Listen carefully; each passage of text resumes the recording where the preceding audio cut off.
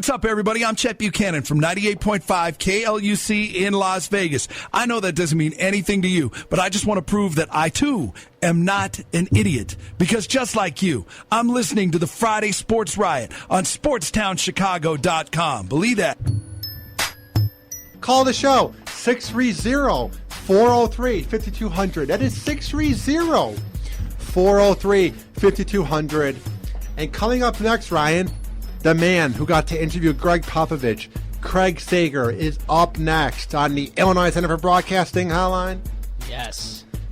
What is your take tonight on the playoff games going on in the NBA of the National Basketball Association? Well, let's see. We got Oklahoma City against the Clippers, and I believe the other game is Indiana and Washington. Wizards. Yes, those are the two games. I think the Pacers are going to win this series. I just think they're kind of getting confident. Yeah, I could see that happening. But John Wall and Bradley Beal have to be the 1-2 guards that just, as the cool kids say, go ham tonight. Like they need to average like 50 points. They need to do what LaMarcus Aldridge and what Damian Lillard did in the first round, and what Russell Westbrook and Kevin Durant do every night. Just be the two combination where you just explode. Like John Wall needs to quit messing around. Like he's done all right in the playoffs, but he hasn't had a gigantic game like Russell Westbrook or CP3 or Parker or Damian Lillard. He needs to explode and show why he's the number one overall pick. You know what I mean? Yeah, and I mean Washington is going to be playing at home, so they do have a little bit of an advantage, and at least they were able to split the series at Indiana. So when they go back to Washington, hopefully they can at least win two, because I think we both want Washington to win. I first didn't want them to win. If it would have been Hawks versus Washington, I would have gone for the Hawks. Oh, yeah. Get the hell out of here, Pacers. All of a sudden, all the dumb white fans there, yeah, basketball. They're all cheering when Roy Hibbert has a good game. Yeah, it's his first good game since, like, before February. Like, get the hell out of here. It's ridiculous. Like, people go, why do you hate the Pacers? They're good. I'm like, well, that's why I hate them.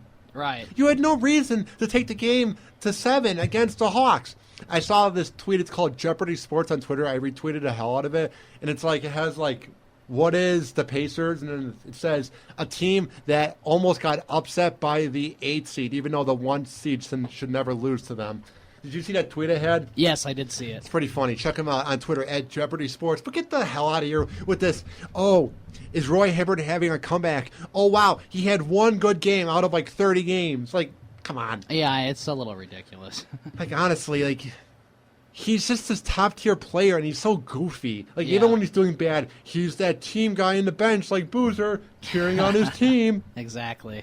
I think what's more annoying is, like, you've seen good plays from him. I'm not going to say greatness, but you've seen why he's one of the best centers in the league, and not saying much. And then you see this junk where you have more fouls and rebounds and points combined.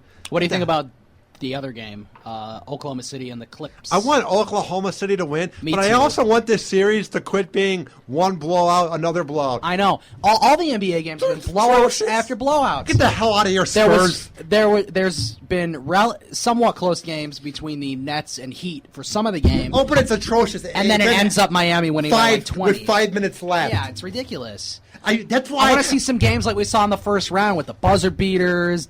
I need to see some Damian Lillards. Besides Damian Lillard, someone else needs to hit a couple buzzer beaters. Or have it go down to the wire, like where what's his name got Where you robbed. need to call your timeouts. And what about when what's his name, Wes Matthews took that ball from the guy taking it up the court? What's the backup point guard on the Rockets? Beverly. When Beverly got when he got the ball robbed from him, that was thrilling. I'm going, is Beverly going to be the hero? No, he got robbed. And then right. James Harden and Dwight Howard. How dare he play tough defense? That was a foul, even though it was a clean play.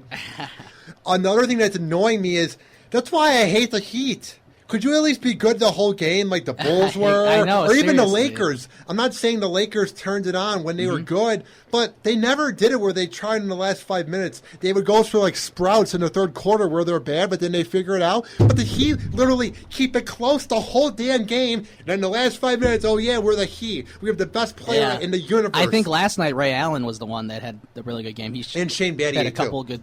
Okay, I didn't see the whole game, but yeah, Shane Battier's doing good. I mean, all of them turn them on in the playoffs, and that was the issue with the Bulls, where the Bulls were playing at that playoff mentality, halfway through the season, and they didn't have another gear to kick it to. So when you face a team like the Washington Wizards that can score at will, and you have three really athletic, good point guards, and Nene hits every shot he takes, apparently, then he's always been good, though. That's what people don't realize. I know, but he's literally shooting the shots like a step in front of the three-point line. He's just draining them every time. Oh, yeah, there was one I thought for sure was a three-pointer, but that was a two. Like, it was so close. Like, his foot was on the line. I mean, he can literally... I think in that series against the Bulls, he literally, like, at any given game, he's like 10 for 12. 12 for 14. Oh, yeah, it's like 80%. It's crazy. Yeah, it's ridiculous. Utterly madness. It's like, where's this coming from? It's like, this is Nene. Like, this isn't, this is some center that played for the Nuggets for like 6 years. Yeah. What is this? Like, how great of a coach, going back to the Spurs, how great of a coach is Popovich? I mean, this team almost lost in 7 games to the Mavericks. I think Greg Popovich is a great coach. I think he's second all time. I really think Phil Jackson is the first of all time. Yeah, I'd say Phil Jackson. People didn't want to give him any Coach of the Year awards. He just won one. But, I mean, he won like 11 rings, and he knew how to make egos work. Like Ron Artest and Kobe hated each other, and he made it work. Shaq and Kobe hated each other, and he made the most out of it until Kobe possibly raped He had to manage, guys like Rodman, Dennis Rodman, Coach, who hated Tony everyone. Kukoc, yeah. He hated everyone who was American. I guess. Did he really? Unless you're like Serbian like him. And I heard he smelled. That's the rumor, is that his part of the locker room would just smell like stank. I've read that somewhere. Smell like Serbian stank.